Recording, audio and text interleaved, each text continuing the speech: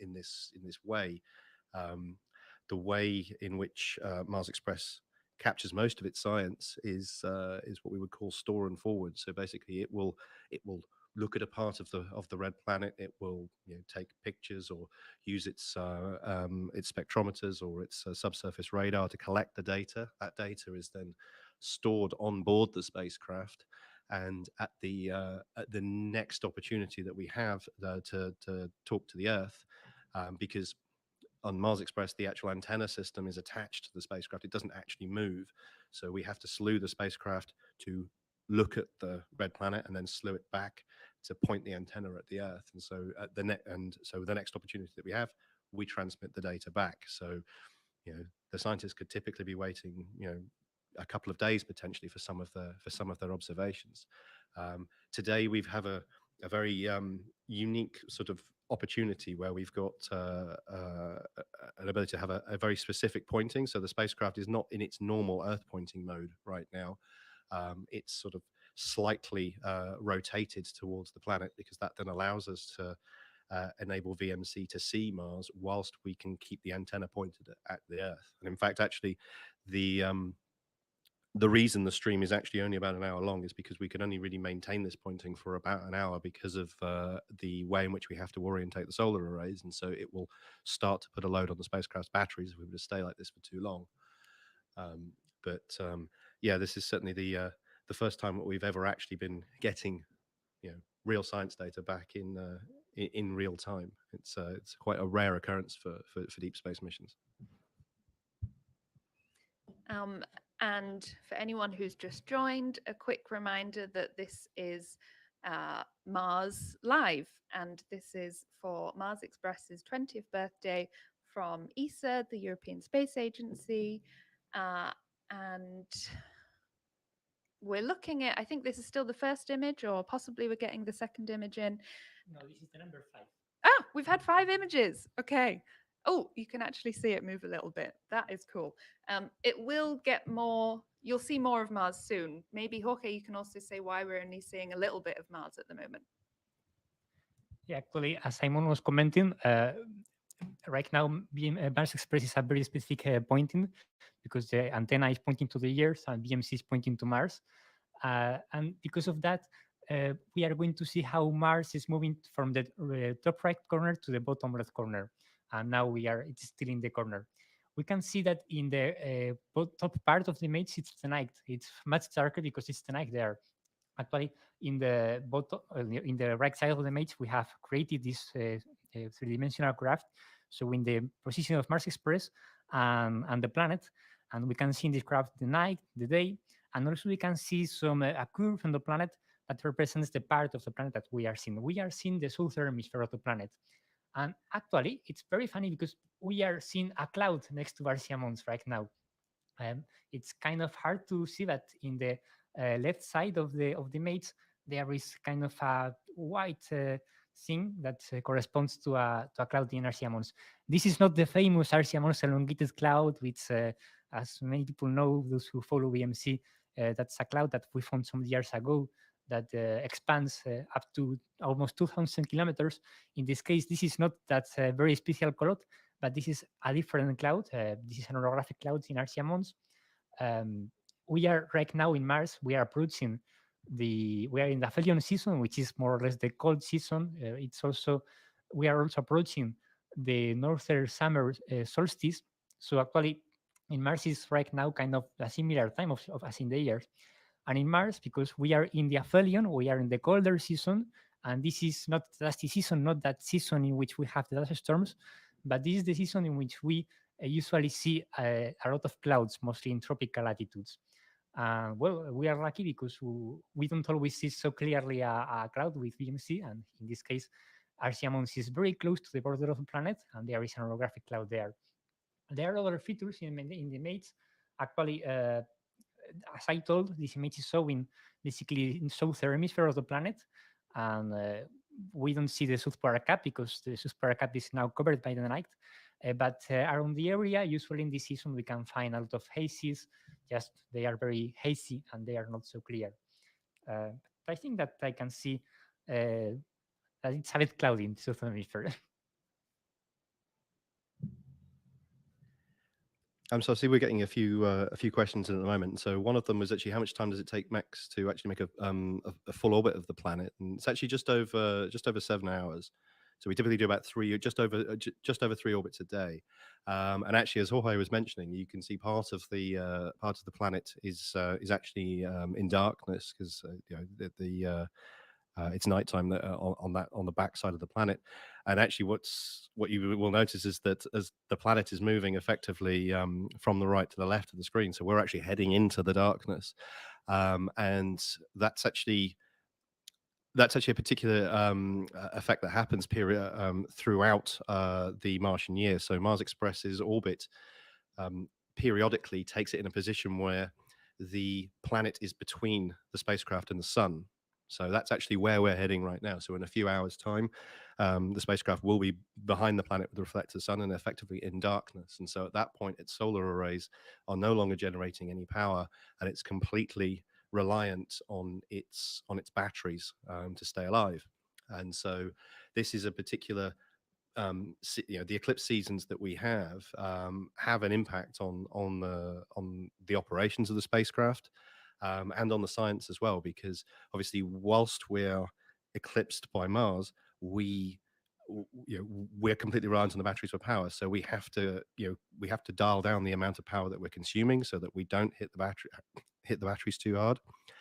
Uh, and so we have to turn off some of the science instruments, or we can't run them for as long, or we have to take measures to to keep the spacecraft warm, because obviously not only once it goes behind Mars and it's no longer in sunlight, not only do we lose power, the spacecraft is also getting very cold. So we take steps to try to reduce the overall power consumption by doing things such as, once this stream finishes, a lot of the heaters on board Mars Express will then switch on and go on to full power to try to basically warm the spacecraft up as much as they can, such that when we approach the eclipse entry point and then we lose power from the arrays, those heaters will then go off. The spacecraft will cool down, but it will be cooling down from a much higher temperature, so that the heaters don't need to come on whilst we're in eclipse and we don't have power from the arrays. And so when we come back out the other side, the spacecraft will be cold, the heaters will come back on, it will warm up, but we won't be using the batteries to run the heaters. And that's in a spacecraft that's this old, I think our batteries are lithium-ion batteries, so it's very similar to the sorts of things you'd have in your mobile phone. And I think everybody's got used to now the fact that after a number of years, your mobile phone charges very quickly, and it also runs out of battery very quickly. And so, lithium-ion batteries do age over time. And so, when on a mobile phone, you can either go and get a new battery, or you go and get a new phone. On a spacecraft, it doesn't quite work like that. So we have to do everything we can to look after them. And so we've been doing these various measures to ensure that we don't discharge them too much, and that we keep them topped up most of the time. And so we found basically by keeping them colder and not discharging them more than about 40%, that they've actually survived much longer than we ever thought they would. And in fact, actually, even some of the battery experts who've analyzed our telemetry are quite amazed at actually how well they've held up. So I think the takeaway from that is that if you really want your mobile phone battery to last a long time, then don't discharge it more than 40% and keep it in the fridge at all times. You heard it here first. We're actually about to be joined by one of the Mars scientists that works at ESA, so we can tell you a bit more about what's happening at Mars. Has there ever been life on Mars? Could there ever be life on Mars, or water? But for anyone who's just joining, again, this is the first ever live stream coming direct from Mars. It's taking about 16 minutes for light signals to get to us. And we're getting this footage from ESA's Mars Express mission, whose birthday is today. And it's coming from the visual monitoring camera on board Mars Express. And actually, we have Colin here, who perhaps can introduce himself and maybe could talk about some of the other cameras on board Mars Express, as well as this one, and your personal connection, I think, to the VMC and its views. Great. Hello. Yes, my name's Colin Wilson. We are here celebrating the 20th anniversary of the launch of Mars Express. So 20 years ago today it was launched. In fact, the exact anniversary will be in 1 hour 45 from now. So we're preparing a toast for that occasion. It's special for me because I did my PhD. I built a bit of equipment which went up on the Mars Express rockets. It was part of the weather station on the Beagle 2 lander, which went up with Mars Express. So that launched on the 2nd of June. It then arrived at Mars in December, on Christmas Day, 25th of December, 2003. Unfortunately, it was not successful in landing and then communicating back to the Earth. But we all knew it was a high-risk mission, but it was certainly a very emotional time for us all watching and waiting to see whether that survived. But that was Beagle 2, the lander, and of course Mars Express, the orbiter, has had a tremendously successful 2 decades of exploration of Mars. But I don't want to just talk about myself. What are all the questions which people have been sending in about this stream? Well, some people are asking about life on Mars, water on Mars, and we had a specific question about one of the clouds on Mars. What's it made of and what is it? And I think this is in relation to what Jorge was telling us earlier about the huge elongated cloud that looked a bit like a volcano was erupting, but I think it wasn't. So I think really the experts about the clouds, especially around the volcanoes, are the science team behind this VMC, this camera, of which Jorge is probably really the leading expert. So I'll hand back to him in a minute. But in general, if you want to ask about water on Mars, really the Mars Express spacecraft was put together to investigate water in all its forms. So from subsurface water and ices, looking for that. And Mars Express, one of its first results was demonstrating that there is indeed water ice in the polar caps of Mars. And not only can it see there's water ice in the polar caps of Mars, but it detected strong radar echoes from the subsurface, and then strong radar echoes from the base of the polar cap, which suggests there might be liquid water underneath those polar caps. Now, this is still controversial. The interpretation is not simple. It might be liquid water mixed with ice, a bit like slush, but that's certainly very exciting. But so Mars Express has been investigating water there. It's been investigating the history of water on the surface. So these valleys carved by rushing water torrents, rocks which must have formed in the presence of water, so hydrated minerals and clays. And then up in the atmosphere, the atmospheric water cycles, the clouds as demonstrated, and then even the escape of water to space. So the questions are, what are light spots and white spots? And really for this, I have to turn back to Jorge, who is the expert in these clouds. Well, actually, just a couple of minutes ago, as Mars is moving our field of view, a new clear cloud has appeared. This is a cloud that it actually looks like a bright spot in the right field of the image right now. And actually, this is a high altitude cloud. Probably this cloud is something around 50 or 60 kilometers over the surface, and it's projecting a shadow. If you look carefully to the image, you can see right on the top right side of this bright spot, which is a high altitude cloud. There is a dark feature, and this is the shadow of the cloud. Here it's the morning.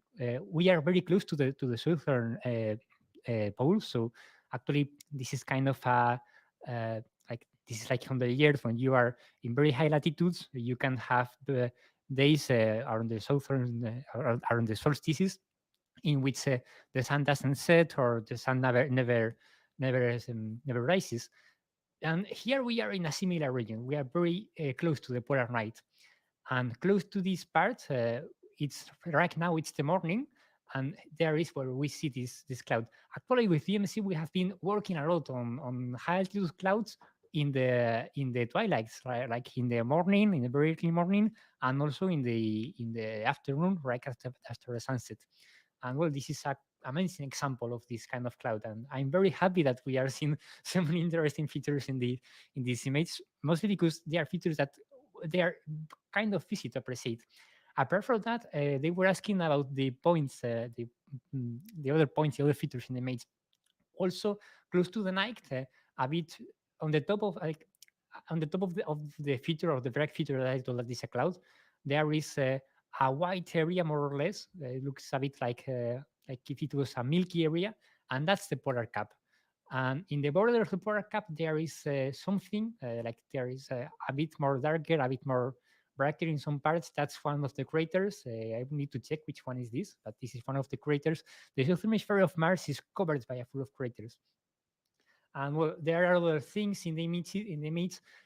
Basically, there are a lot of features because a lot of topographic features in specific, and there are also some hazes around. But like we have basically two very clear clouds, which are very opaque clouds, and they are very bright.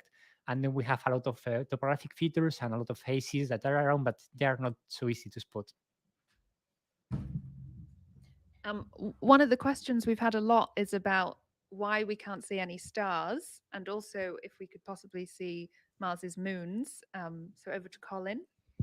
Okay, so the question about stars is completely fair. The answer is simply that Mars is very, very bright. So you can see Mars from the Earth. You can see the planets appear. If you look in the evening sky tonight when the sun sets, the first thing you'll see as the sky gets darker, the first thing you'll see, other than perhaps trees and planes and things, is Venus. Venus is a very bright planet, but then to the left of Venus, you will also see Mars. It's bright, and it's bright here from Earth.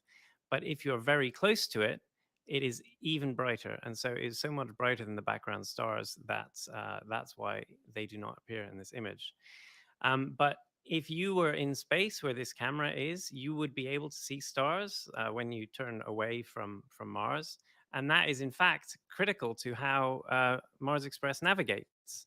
And many of our spacecraft navigate by having star cameras. And they have on board, they have star maps. And so they, like mariners of old, they navigate using the stars. And that's how they know which way they're facing. So if you were where the spacecraft is, then you would see stars. There was another question about how we know these are clouds. So here's Jorge again to tell us.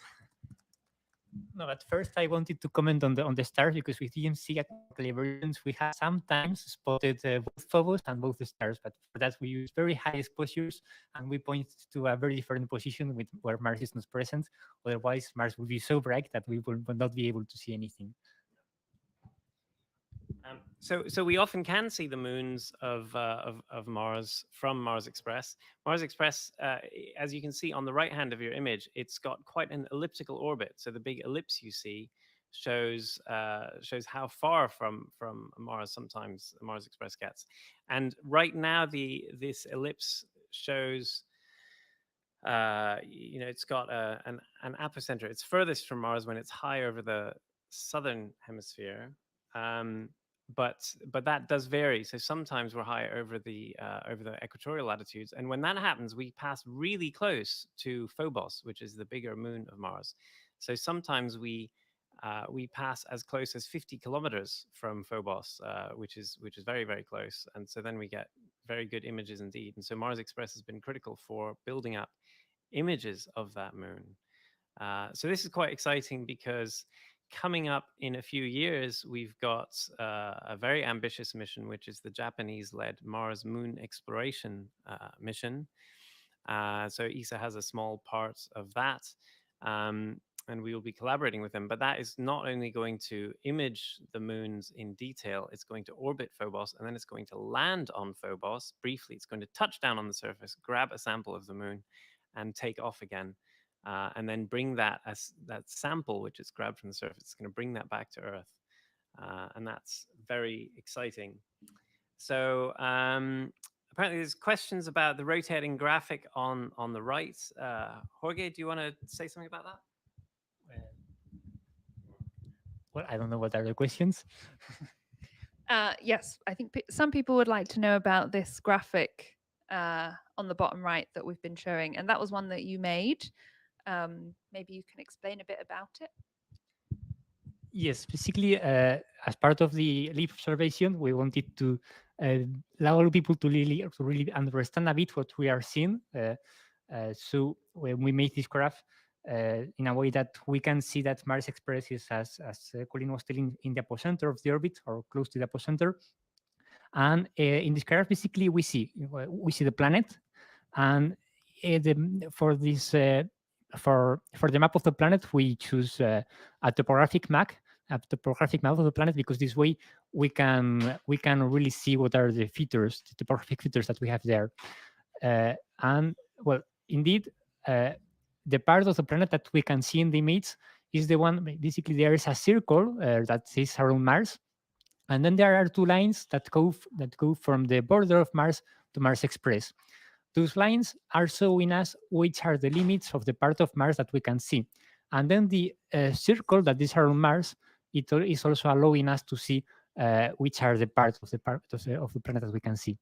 And what we see is the southern hemisphere. And well, basically, we wanted to make this kind of graph to try to help in a understanding of what are we seeing here, which is basically the southern hemisphere. But for example, now in a moment, okay, now we have seen the Tarsis Vulcanus in our site. Let's wait a bit for another rotation. Like there it is, Tarsis Vulcanus. So we see that the limit of the part that we can see is in the volcano of the middle, and we can see the volcano of the south. The volcano of the south is Arsia Mons, and we can see in the three-dimensional graph that this is part of the area that we can see, and indeed in the leaf image we can see this volcano like a brown spot, a dark spot in the left part of the image, and then as I told before, we have right now a small cloud right in the bottom of this volcano. This cloud is growing to the west, which is kind of the common thing in the season. In the season in Mars, we see a lot of orographic clouds in the volcanoes of Tarsis, and here we have a very good example. But well, basically, Stop talking about the clouds. We've got drama. We've got high drama here, because you may be noticing that the image is not changing. And so this image was acquired at 1805, and then if you add this travel light time, this image will have reached Earth at 21 minutes past the hour. But that is some time ago. So what has happened? We're just hearing from the people in the spacecraft wizards who are driving it. There is apparently bad weather around the receiving station, which is corrupting the reception of the signal. So this is where I would like to hear more about exactly which is going on. Which ground station are we using for the reception of this signal? Cebreros. So we are using the Cebreros station, which is near Madrid. It's just west of Madrid. My colleagues in Madrid, because we have Science Operations Center for Mars Express in Madrid, tell me that after months of dry weather, it's been raining in Cebreros, and so apparently bad weather at Cebreros is corrupting the signal. So we did have images coming through 10 minutes ago, 20 minutes ago, so we can hope that there are some more images will be released soon. So what's the latest on that? I would just say, if people are interested, the ESA's S-Track ground station network has 3 very beautiful 35-meter antennas, and you can go onto the website. You can, if you're missing a live view because ours has currently frozen, you can actually get a live view of the deep space antennas, and you'll see in Spain some miserable clouds over our antenna. And breaking news that telemetry is actually back. So we might have to wait a bit to get the next image. But keep your questions coming in. Again, this is the first ever Mars Live. It's coming to you from Mars Express, ESA's 20-year-old mission orbiting the red planet. Colin. So, so what we've just heard is we are now receiving signal again at the station. So you may be thinking, why are we not yet seeing an image? So this is now not the light time from Mars we're waiting for. We are now waiting for the reception, the latency between computer systems on Earth. But it is apparently working, and we're expecting the next signal to pop up on your screen anytime now. But it just does illustrate that we are using the spacecraft in a different way than we're normally used to. Maybe Simon, maybe you could. Do you want to say something about we have Simon, who's been running around trying to figure out what's happening, and lots of people are asking about this in the chat. Simon, what's happened, and when can we expect the next live image? Okay. So what we actually believe is going on at the moment is actually down to the weather, unfortunately. Alas, not the weather on Mars, but the weather in Spain is causing some intermittent problems with receiving the signal. This is not completely out of the ordinary. This does happen from time to time, and it's part of the daily life of operating spacecraft in and around the solar system. Right now, we have actually, as I say, we're starting to receive telemetry again. It is a little bit intermittent, so hopefully we will be able to get a few more images in, because I mean there are effectively two different data streams coming from the spacecraft. There is effectively what we call the telemetry stream, so that's telling us what the spacecraft is doing, things like its temperatures, its battery voltages, what its reaction wheels are doing, where it's pointing, its various modes, and then there's a second stream which is the science data. And so as we say, it is a little bit intermittent at the moment. We hopefully we will be able to get some complete images in, but we'll just sort of have to wait and see. So in the meantime, we can try to answer some more questions online. So lots of great questions in there. One is from Ramona Virus. Why does the orbiter have an elliptical orbit and not a circular orbit? Is this on purpose? This is on purpose. There are many reasons for which you might want a low circular orbit, like if you have a radar orbiter or a camera, it's always useful to be close to the surface. But the thing is, it takes a lot more fuel to get into a low circular orbit. When you're arriving from deep space, you can imagine as you approach the planet, you accelerate as you get pulled in by its gravity, and you get closer and closer. And you have to make sure that you're not going to hit the planet, that you swing by it. So you accelerate as you get closer to the planet, and you swing by and you decelerate as you go off into space. So what happens at that point, if you want to go into orbit, is you have to use your rockets or some other way of decelerating and go slower and slower. And so what Mars Express did, for example, is it used its main rocket engine to slow down. And at that point, it then gets captured by the Martian gravity well, as you will, and then it enters this highly elliptical orbit as we have it here. And that is where Mars Express is, and that's why it's in an elliptical orbit. To go to a low circular orbit would have taken a lot more fuel. Simon Wood again, spacecraft operations wizard. Well, actually, I mean, the elliptical orbit's also there really for part of the science mission as well, because what the original kind of concept or the idea was that you would do your science when you're very close to the planet, and then you would have the period when you're further away to be able to communicate with the Earth. But actually, the orbit that Mars Express is in has been very, very carefully designed, because orbits aren't inherently, they're not static, they do move around. And so what you see is that Mars Express's orbit rotates throughout the Martian year, both what we would call sort of in plane, so basically sort of the point at which is closest to the planet constantly changes, and also it rotates sort of effectively with the planet as well. So you have a situation whereby the longitude and latitude of your closest approach is constantly changing, because both the planet's rotating underneath you as you're orbiting it 3 times a day, and also because the plane of the orbit is turning, you're constantly getting different latitudes as well, which allows you to get this global coverage over the whole planet.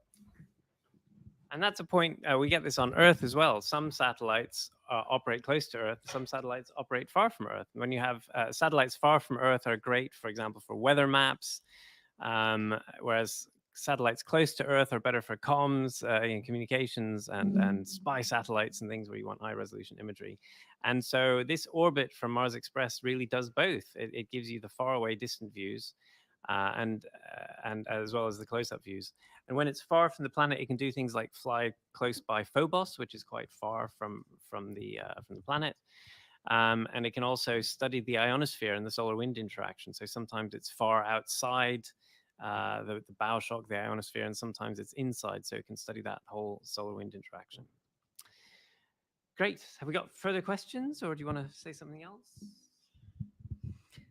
We have absolutely loads of questions. Some people have asked again, how often are we taking pictures? And it's roughly every 48 seconds that a new picture is taken. And it's roughly 16 minutes and 44 seconds for the light signal to get to Earth from Mars. And then a bit of time on Earth due to wiring and signals and things on Earth, but also the weather has been getting in the way a little bit of our live stream. But we're expecting a new image anytime now. But we've actually been joined by a new guest, Daniela, who's working at DLR. And maybe, Daniela, you could introduce yourself and say a bit about Mars Express and your special camera that you have. Yes, hello everybody. This is Daniela. I'm working at the German Aerospace Center in Berlin. I'm part of the HRSC camera team, so the stereo camera on board of Mars Express. I'm doing observation planning. I'm happy to do this. It makes a lot of fun. So I can decide which images we observe from Mars for which purposes. And I'm struggling with ESA and all the other instruments to get those images down. And I know Mars very well. I'm working on this mission since 2005. It's almost the entire 20 years now. And I became part of this dear Mars family. We had a question from Jacqueline Rosales, who's invited young students to watch. So hello to all of her students and any other students who are watching. And she said that she'd like a really kid-friendly understanding of how signals are plucked out of the air and translated into visual and readable data. And I think that's a good one, not just for kids, but I'd quite like it myself too. Jorge, maybe you could take this. How are signals taken from the air and translated into these images that we can see visually?